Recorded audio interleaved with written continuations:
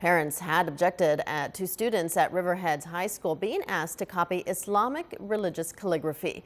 And following media coverage, schools across the county were hit with emails and phone threats of violence.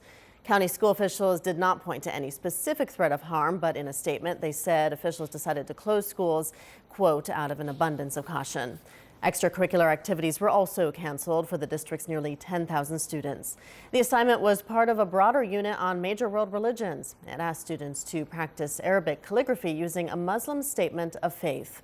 The outcry over the lesson follows a shooting 2 weeks ago in San Bernardino, California, by a married couple who killed 14 people and were said to be inspired by militant Islamism.